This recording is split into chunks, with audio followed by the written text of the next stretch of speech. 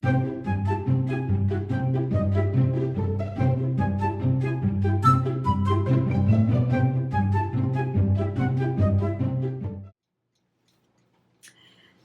happy Friday. Hey, I gotta tell you, we had such a great time last weekend. It was amazing.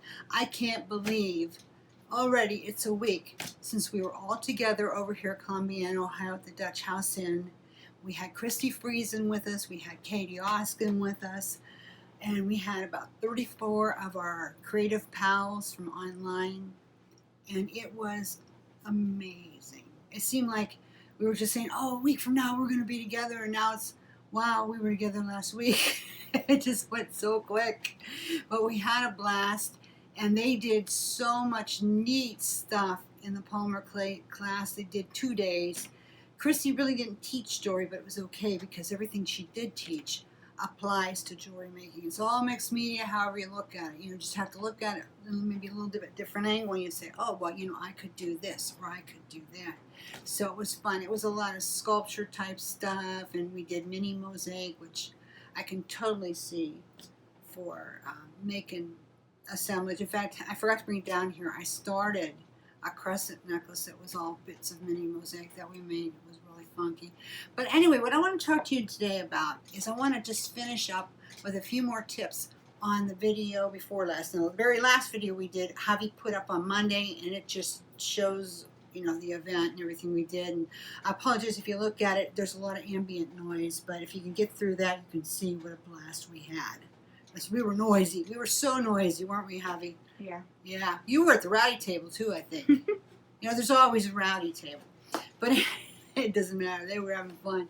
But anyway, the one before that, we did the assemblage necklace, this one, that we were going to do in the class. And we did do it in class. And I have a couple of the pieces from the class here that I want to show you. And there were just a few little teaching tricks that I learned by doing the class live that might benefit you in case you want to give it a go. So, without further ado, I'm going to be quiet about that. And y'all come over here, and I'm going to show you those beautiful pieces and those few little tricks. Oh, really? Mm-hmm. Oh, whoops. Hi, guys. We're back. Thanks for waiting on us. I just want to show you these 4 necklaces. 2 of them I had before in the last video that I showed you. They're the ones I made. But these are 2 more that were made by members of the class, in fact, members of our team here at Bisa Boutiques. Lauren, let me just take mine away so I can focus on theirs. Lauren, Jordan's wife Lauren, she came to the class and she made this one, Lady in the Grapevine or something. I can't remember what she called it. But it's really cute. She took acrylic paint and she painted the centerpiece, and then she also colorized the leaves. I think she might have used Sharpie markers on that. We'll talk more about that in another video because I can't find my Sharpie markers from the class. I put them away somewhere and they haven't surfaced yet. But did you know you can use Sharpie markers on metal? Well, here's proof. You sure can. And they have a different look about them. Remind me a little bit of alcohol inks. The color, the way alcohol inks go onto metal, they kind of still allow, they're not real opaque. They kind of let some of the integrity of the metal shine through a little bit for you. But anyway, she used that. She uses Sharpies here, and here, and here, and here. And then this is acrylic paint, which she sealed. She did a little bit of random beading here. And there you go. Okay, so now you might remember what it's back like. All right, I'm going to show you. This is Lauren's back. Now, we use in the class, we use some of the round blanks as opposed to some of these guitar pick shaped ones because I didn't have enough for everybody. So anyway, she needs to do a little bit of cleanup here, so not to tell tales out of school, but this is what you can expect a lot of times, especially if you're newer at it. I tend to work a little bit more neatly because I've done it for years, but there's still times that I have to do cleanup. I see a little bit right here that's necessary that I need to do, and I haven't signed my work yet either. So how will she clean this up? Well, what I like is a little bit of Goo Gone on a swab, and then you just roll that around the edges, and you'll get, it's like the glue balls up, it just kind of balls up. and then you can pull it off and it's nice and clean. And then as for the rest, there's a little bit of machine oil on these, so what she could do is she could just simply get a sunshine cloth and buff that out, and then she probably want to seal the back with a little bit of Krylon, just light misting coats. You can do that after you've collaged the piece. You can go ahead and put a little Krylon on it and it won't hurt anything. As for her fronts, a short misting coat will not hurt there either. She just has to be careful now that she has stones on it and beads on it. Don't get any of the Krylon on that part because it won't look good. On the metal, yeah. That's why you're putting it on, because you want to seal the metal color on the metal. But don't get it on any glass or plastic pieces because it's not going to look nice. So you'll have to just kind of shield it with your hand or a piece of cardboard or maybe index card or something like that so that it doesn't get on it. This one here I want to show you next is made by Diane Hess, who is Lauren's mother, and she works here too. And Diane was going to come be in the video with me today, but boo-hoo, she got a horrible sinus infection, so she's at home trying to get better. But this is the necklace that she wore, and if you get my newsletter, you know you can subscribe for my newsletter. It's at my website. There's a link at my website down toward the bottom of the page, and you put your name in the box and your email. Put your email in there, and then you'll get my newsletter. The newsletter is rather frequent. It comes out 3-4 times a week, most weeks, not every week. The reason it comes out so frequently is because I have so much to show you. And a lot of the newsletters center on a technique or a video that goes with it or some project that we did, so it's very specific. So it's not just a sell. Although we do show you some of that, it's not the focal of the newsletter. It's more about learning. So you probably want to come put your name in there so you get it. But anyway, this was featured in there this week along with Lauren's.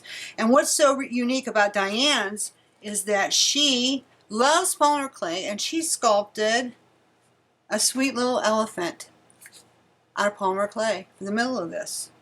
And then she glued it on there. And she also used the Sharpie markers here. So you can see the effect. Again, it kind of is reminiscent of alcohol ink.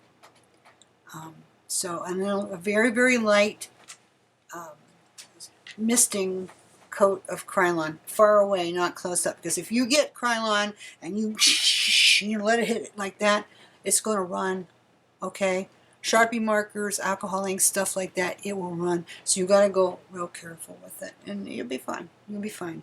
Or you could use Swelligan Clear Coat too, which Christy said she liked that idea, but then she would because Swelligan's her product.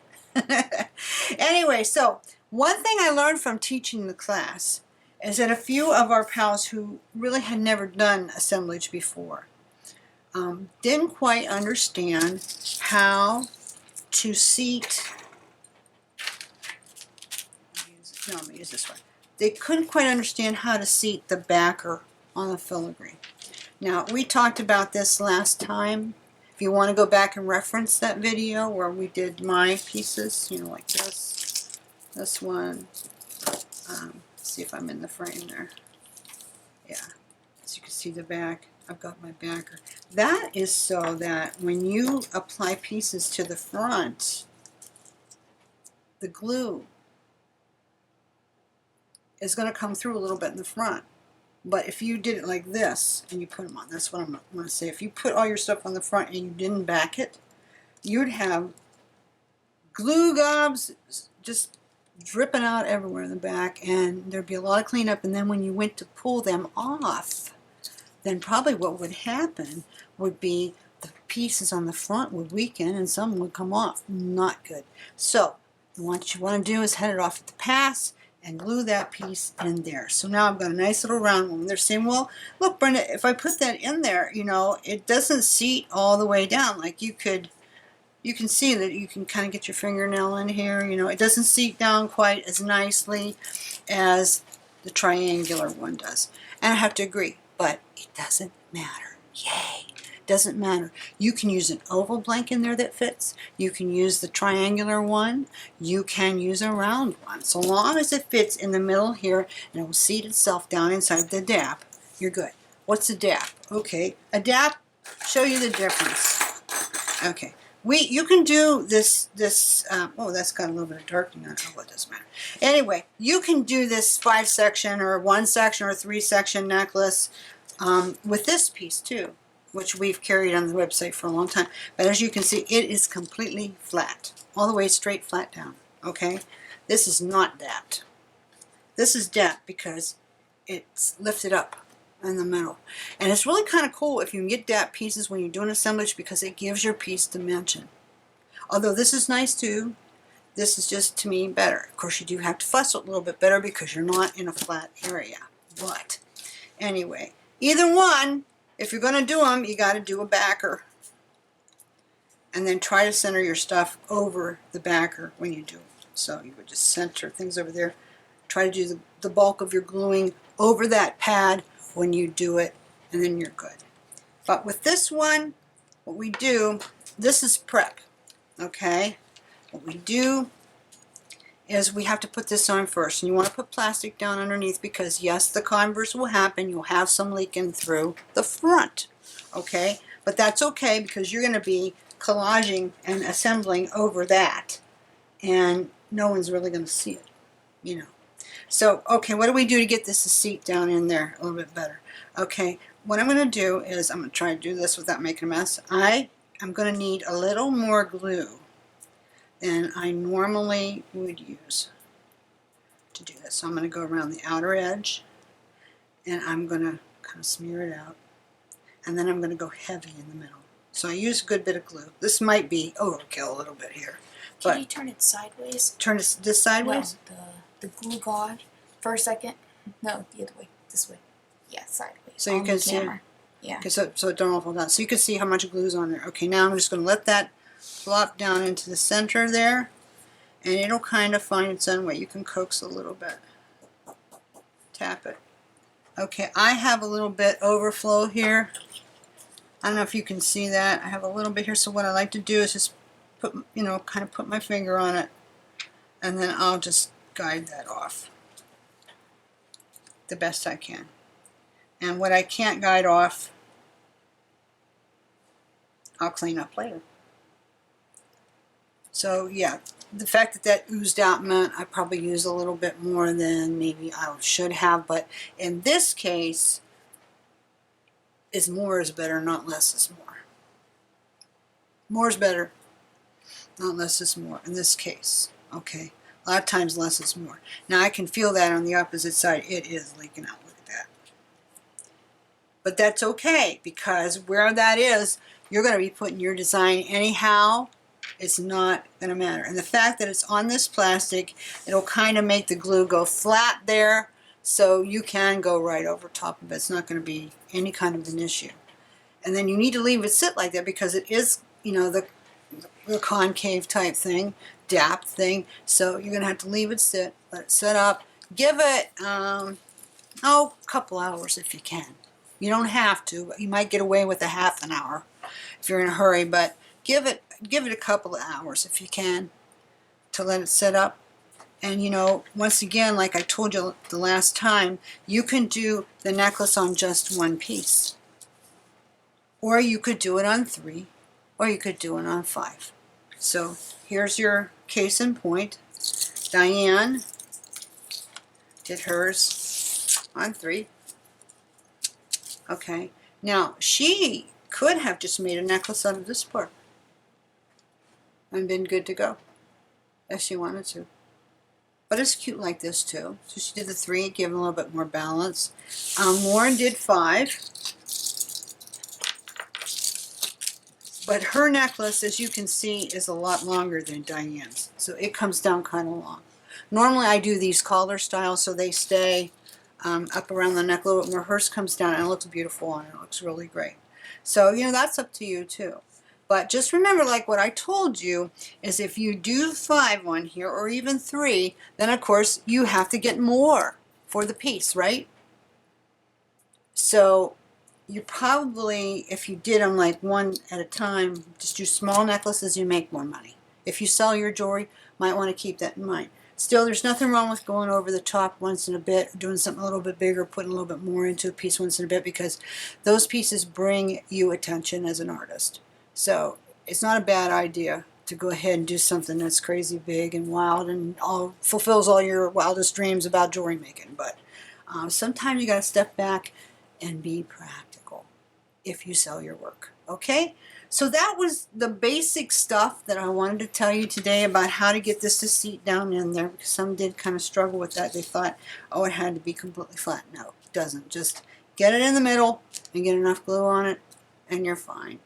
And then always when you're done, if you've got your pieces all finished, you want to seal your work. And then having said that, one last thing is when we did the project here at the workshop, excuse me, we used raw brass because that's what we had the most of, and we were practicing anyway, so you know, we wanted to keep money out of it, not use as much money if we could. But it's great if you paint these. You can use acrylics, you can use Sharpie pens, alcohol inks, you can use the vintage patinas. They're lovely. Swelligant patina is awesome sauce on this stuff. But just remember, if you do, let it cure for a good 24 hours and be bone dry before you do anything with it if you colorize it first. And then you might want to rough up the area where you're going to be gluing from the paint, because it gives it a little tooth that way. It'll glue better. And also you want to be sure that you're not just gluing to paint. You want to glue to metal. So that's the best way to assure that happens. Okay, if you guys have any questions, post them here. I do come back and check, and I'll answer them as well as I can. And also, if you would like to buy yourself a starter kit of the 5 pieces, here we go. They're like this. Oh, I don't have to turn that around. She says it shows. You get 5 pieces of this filigree and 5 backers. $12.95 at the BisouBoutiques.com website. You'll find it in the new stuff section, and you'll also find it in the raw brass filigree. And Javi is going to try and get you a link for that. Okay. So she's giving me directions over there. What do you say, boss? What do you want me to do? I'll put a link in the video. She's going to put a link in the video for you, okay? Yins. Alrighty. So thanks for joining me today. I hope this clarifies a few things for you. Try it. You'll like it. Start with one. See where it takes you. See where the road takes you. You can do it steampunk, you can do it floral, you can do it with big stones, you can do it with an elephant, other stampings. You know, the sky's the limit. It's up to you. You are the artist. And you know what? You're a pretty good one too.